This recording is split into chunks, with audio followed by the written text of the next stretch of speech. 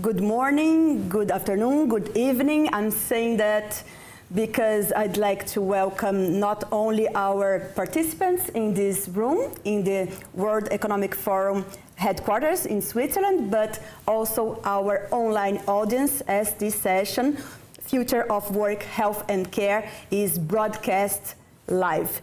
So this warm way to open an online event with good morning, good afternoon, good evening. I learned from Dr. Tedros Adhanom, the Director General of the World Health Organization, in his press conferences that I had to cover during the pandemic. By the way, my name is Bianca Rotier. I'm the international correspondent based in Geneva for Global, the largest TV network in Brazil.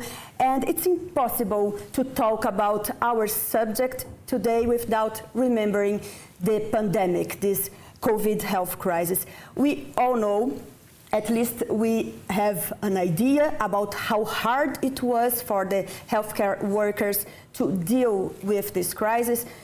Fatigue, stress, burnout, lack of protective equipment, and risk of infection, death.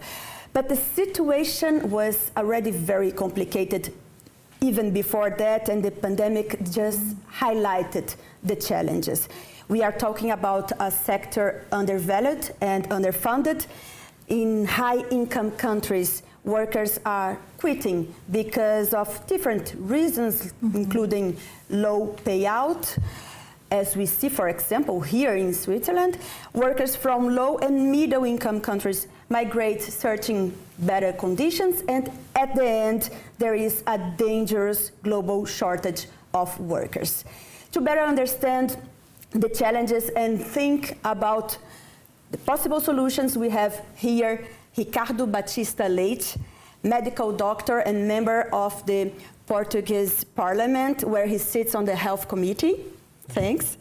Howard Caton, Chief Executive Officer of the International Council of Nurses, and Anjali Bagra, Professor of Medicine, Medical Director at Mayo Clinic, Office of Equity, Inclusion and Diversity. So my first question is for the three of you. As per the World Health Organization, there will be an estimated shortfall of 10 million healthcare workers worldwide by 2030.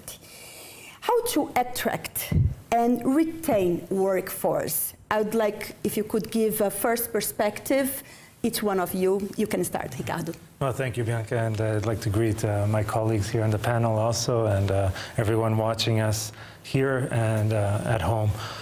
The truth is, we do have those estimates, but in reality, we do not know exactly how many healthcare workers we will be needing, because there are so many diverse challenges that we will be embracing, but also opportunities such as digitalization. And I'll get to that more ahead. Today, due to the standardization of universal practices when it comes to health practice education, we're seeing even in low and middle income countries, high quality healthcare professionals being trained.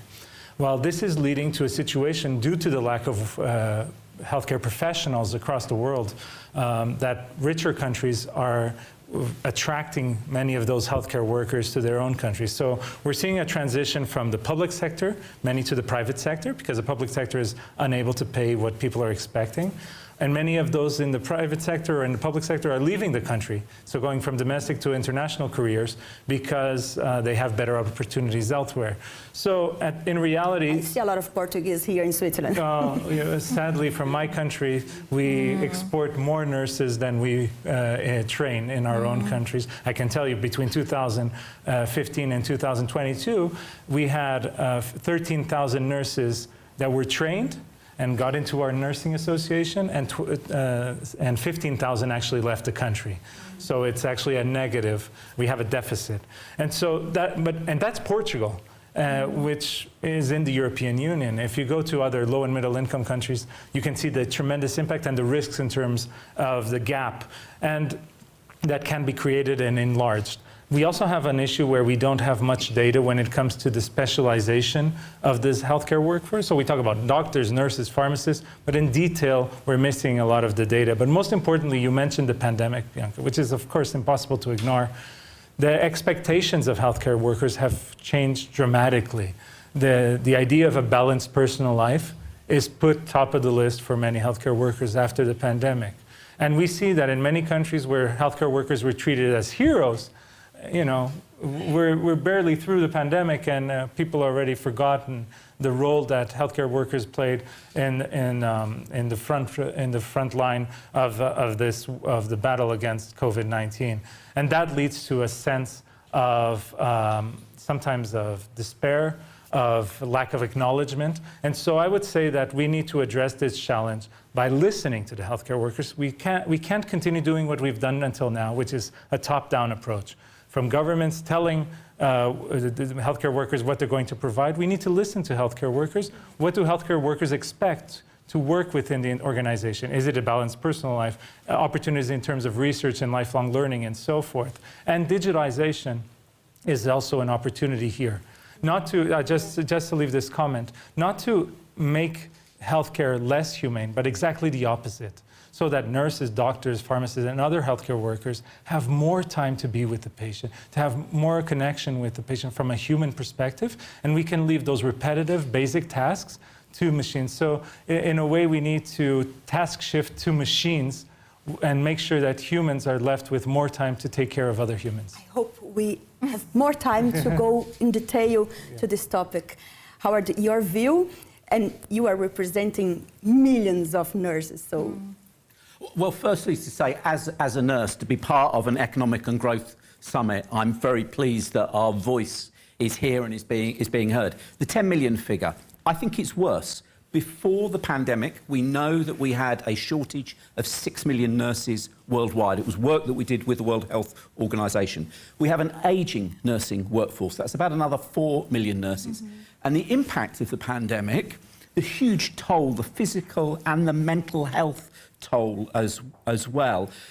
This COVID effect, we think, could add another 2 to 3 million nurses. We're seeing the evidence already of people leaving and quitting early. So just from a nursing perspective, I'm looking at a number that's bigger than 10 million. 12 million? 12, 13 million. And our latest evidence suggests that there isn't any signs yet of that decreasing. So what needs to be done? In one way, it's quite simple. We are not investing enough in educating enough nurses. This dynamic of international recruitment of countries who are short because they haven't educated enough nurses, they're looking to the quick fix solution, go to other countries, and they are often 6, 7 high-income countries going to countries that can least afford to lose their nurses. We need to educate more nurses. But we need decent work. Throughout the pandemic, health workers as heroes who stepped forward, who put their lives on the line, but millions who had to wait for PPE, who had to wait for a vaccine, who had to face abuse and aggression in the workplace as well. Decent work is something that we need to do. And then leadership. Whilst it's great to have nursing and health professionals' voices as part of this discussion, many organisations, you know, they don't have chief nurses bringing that advice and that expertise. We think a lot of, you know, nurses as doers, as deliverers of healthcare. Yes, they're great at that. But with nurses, all health professionals, because they know delivery, they know where the problems are. They know where care isn't patient-centred, where it's not safe. They've got ideas about how that we can improve and join up care as well. And I think seeing more nursing voices in leadership positions, government policy and in health institutions as well, really important. And the final point on this as well, I think I'd say, from all the work that we've done, there isn't a single magic bullet for this. It's not just about educating more. It's not just investing in leadership. It's not just about better retention policies. It's about doing all of those things. And when you do all of those things, as well as strengthening and improving nursing and health outcomes, I'm in a majority in my profession because I'm one of only 10%, 90% of the nursing profession are women. We can actually go a long way to address long-standing gender inequalities as well by investing in the nursing workforce. I'm sure Anjali knows very well this subject.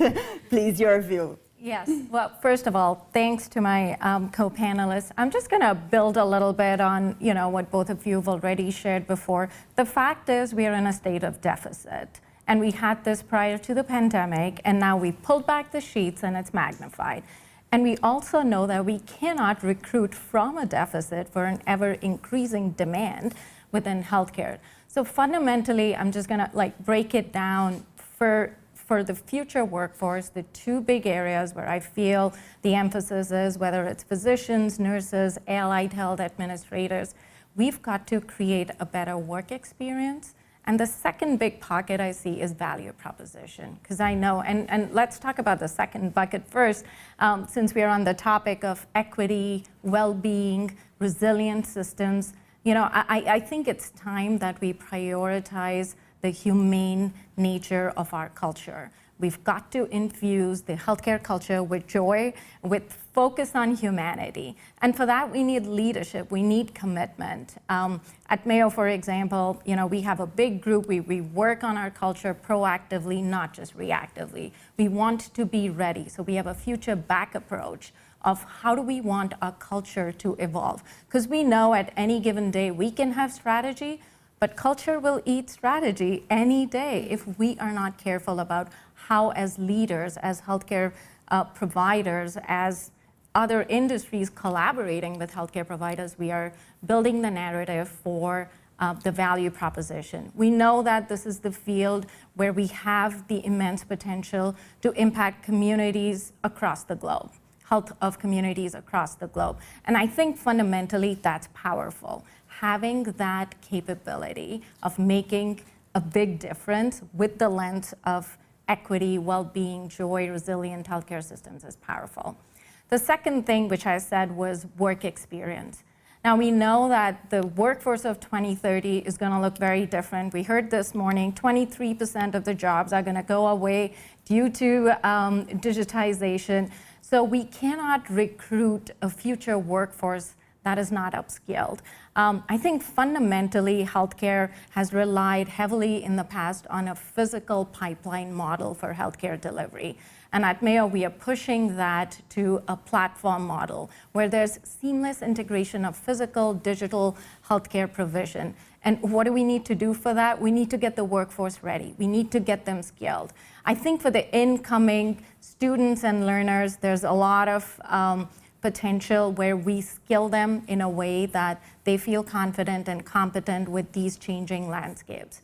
But for the workforce that's currently in the industry for 20 years, they are beginning to ask, am I still relevant? Do I still contribute? So there's a lot of burnout setting in from that proportion of the workforce. And I think we need to do a better job than what we are currently doing to upskill them. And certainly, you know, it's been highlighted, training, governance, regulation, incentives for integrating our enhanced AI capabilities and training programs will be the way we are going to build the workforce that is more resilient, that is more ready, and we can do it collectively with a future back approach. Let's try maybe to learn a bit from Portugal, Ricardo. How did Portugal deal with the pandemic, and how is the situation now? What can we take from Portugal? Well, from a healthcare workers' perspective, we suffered the same phenomena as we saw in many countries of the world, where initially there was a huge recruitment of everyone available. You know, the hero speech was put out there. There were promises that healthcare workers would have transformative career after the pandemic was over. But that led to disappointment, to be honest, because after a couple of years, they went through the hardship, those healthcare workers in the front line. I went back as a volunteer to the medical, to my medical hospital in my town, and I was working with my colleagues, and I saw how they were desperate, honestly, and particularly in the most difficult moments of the pandemic. And so I think we need to be very cautious of the way we manage expectations when it comes to the health workforce. And the numbers that we just heard here are going to be close to impossible to reach if we do not change the way we work. And so I think we need to do many things at the same time, to be honest. One is, of course, more training. We need more healthcare workers. That's a given, which means more investment, no doubt, if we want to reach our goals. However, we need to also change our health system, which are disease systems, towards being focused on creating value for health, which means focusing on health outcomes. If we do not lower the demand for our health systems, we can continue pumping in billions of dollars. Our health systems will not be able to respond. We need to lower the demand. The only way that we can have enough resources to treat those that need to be treated is to make sure that those diseases that are preventable are prevented, those diseases that are curable are cured. That way, we will have enough health workforce and resources to treat those that actually do inevitably get sick, no matter what we do. And we also need, as I was saying, to focus on digitization, which played a very important role in Portugal, facilitating, for example, as a first line of response. Mainly our hotline, our National Health Service hotline, which is run by nurses, played a very important triage role, making sure that people would not go to hospitals without needing so. Even some attempts in terms of using artificial intelligence-driven tools to do that triage were also tested. And so that shows that there's a tremendous way forward, but we need to do it in a way that is responsible, that has a notion that there are tremendous biases behind historical, gender, and other biases when we apply artificial intelligence. That's why in my new role here in Geneva at the end of this month as the new CEO of the International Digital Health and Artificial Intelligence Collaborative, IDARE, thank you. We will be focusing precisely on responsible AI in the sense that apply to healthcare, in the sense that these technologies need to be developed in a way that protect citizens from these biases and provide the best health outcomes for the citizen, but for society at large.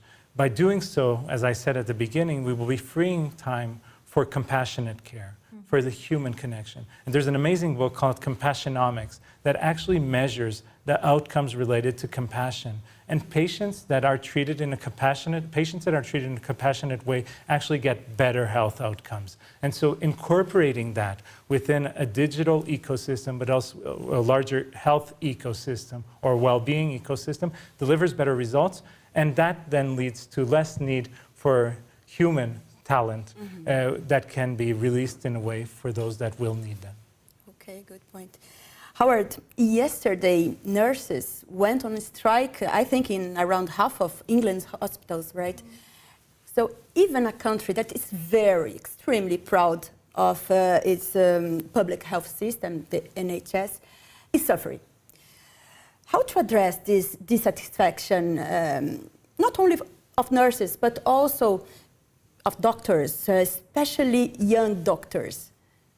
Go to the root causes. What we've seen in the UK, we've seen it around the world, an increase in strikes and disputes by nurses and healthcare workers. The history of this, firstly, is that nurses and health workers around the world feel as though they have been undervalued for years. Their pay, their conditions, below often the average for their economy, working in very stretched healthcare systems without the equipment, without the staff to do the job. And that's taken a huge strain on people. And you imagine going to work every day where you feel professionally compromised. You're not able to give the care to the quality, the safety that you have been educated to, which you know is part of your professional responsibility. You step up for the pandemic, you're told that you are heroes, that you are the most valuable asset that the country has. You put your own life on the line, often without the support and protection that they should have expected.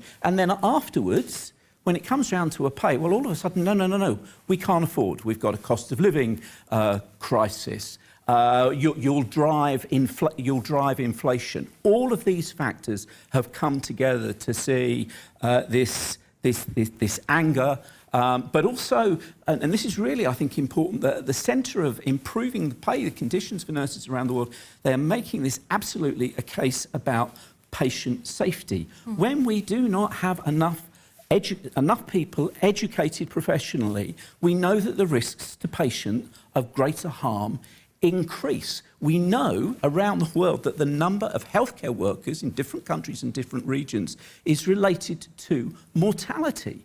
You can see this across all regions as well. So this is a patient safety case. But still, we seem to have hit this brick wall that when it comes to talking about investment in our healthcare systems, we struggle to make the investment in the healthcare workforce. We talk about capacity strengthening, we talk about resilience, we talk about increasing coverage and access to healthcare. How are you going to do all of that? You're going to do all of that through healthcare workers. Investment in nursing and healthcare workers is not a cost, it's investment. We need to think about it as a smart human capital investment. I look at these strikes and I see that nurses where they have gone on strike, a backlog of waiting times, people not being able to access healthcare. I see healthcare systems having to spend millions to bring in agency workers, nurses from overseas to fill gaps as well. I see absentee levels that run into millions and sometimes billions. We know that trillions has cost, the pandemic has cost the world. I'm a simple nurse, and I'm here in the hallowed environments of the World Economic Forum. But to me and to nurses, it seems there is an overwhelming economic case, as well as a patient safety, as well as a quality case, for investing in nursing and healthcare workforce. And we have to change that mindset. And if we don't, what will the consequences of that be? If there aren't nurses and there aren't healthcare workers, either we see people who suffer terribly in isolation on their own, or frankly, all of us, as friends, as family, as mothers, brothers, husbands, wives, we will have to pick up that care burden. It's a dangerous crisis, definitely. And Anjali, you already mentioned that equitable workforce is critical for long-term resilience, right?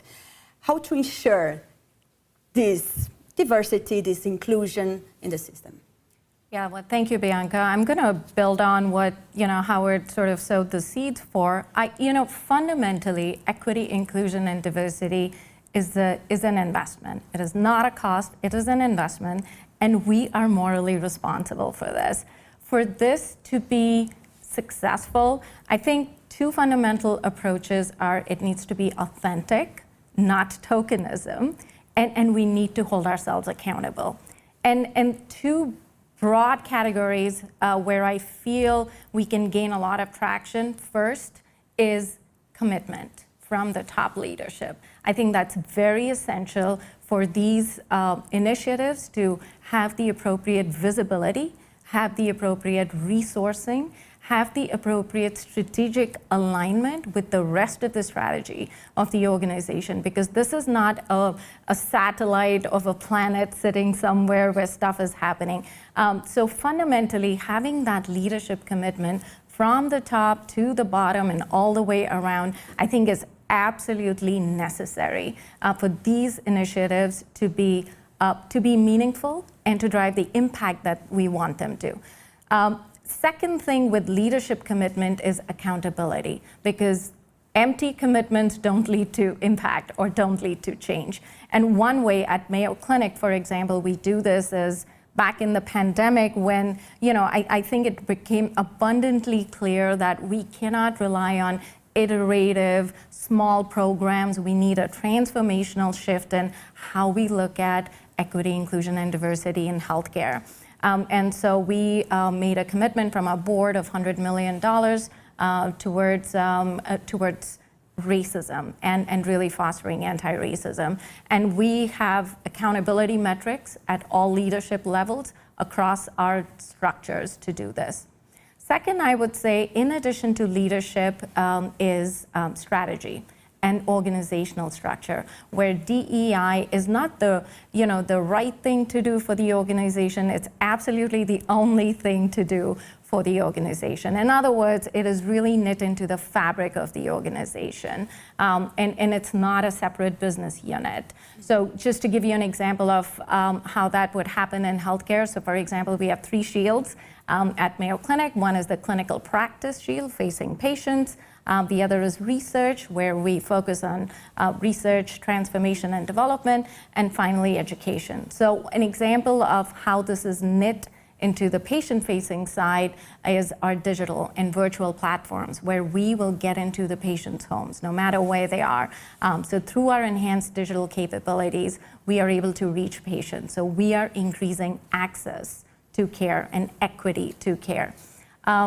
On the research side and collaboration, again, with our other business units, such as the Center for Digital Health, as well as Mayo Clinic platform, and thanks to improved data capabilities, as well as a decentralized clinical trials design, we are able to impact outcomes of patients, diverse group of patients whom we were not able to reach earlier.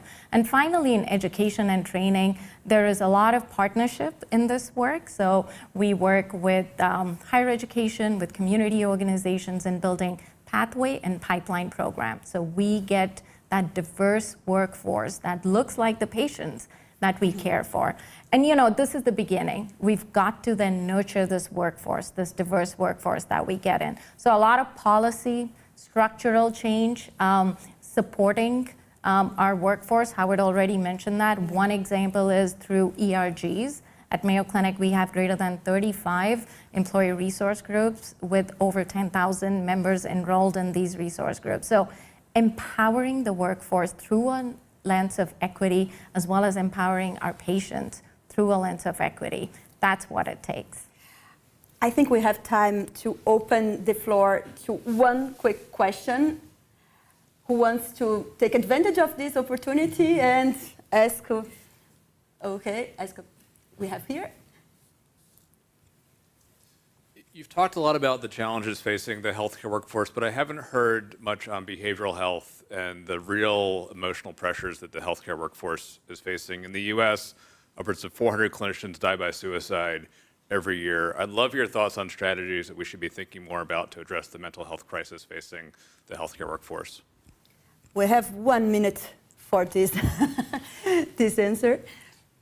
We've just reported Recover to Rebuild on the latest evidence, the impact on nursing. We call the mental health impacts mass traumatization. But there was a really, really big message that came out from nurses who said, we have had enough of being told to be more resilient ourselves. It is our health systems that lack resilience, the lack of staff, the lack of equipment, all of those things as well. That's where the resilience needs to be. So I think there's an important part of making sure that we don't look as though we're blaming individuals when the health systems.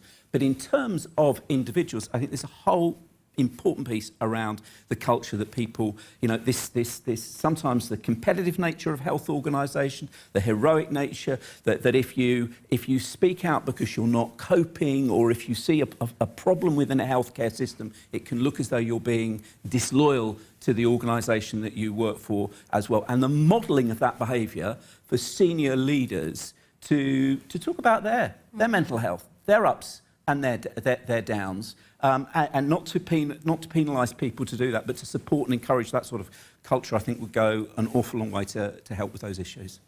And if I may quickly add, David, that's I think that's the biggest question right now. And to paraphrase, Howard, what you just said, I think we got to break the stigma, but we also got to create more resources. Right now, we are very under-resourced, specifically in the United States and across the globe, arguably. And so creating in-time, point-of-care resources for our providers, so they aren't waiting weeks and months before they get access. Again, this is another ripe area for virtual tools, for really looking at those integrated models. Final words. No, just building on what everyone is saying, really.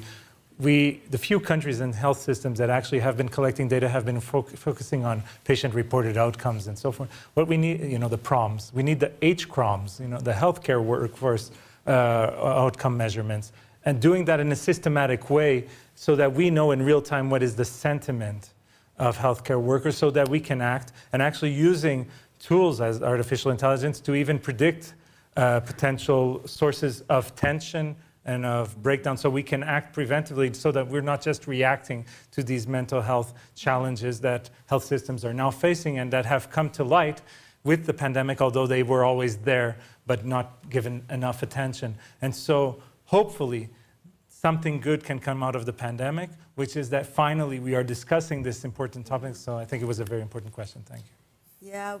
unfortunately, we arrived at the end of the session, Future of Work, Health and Care, with relevant remarks and takeaways. The scenario is challenging, but there are ways to address the issues. Thanks the participants here in the room, our specialists. Thank you very much.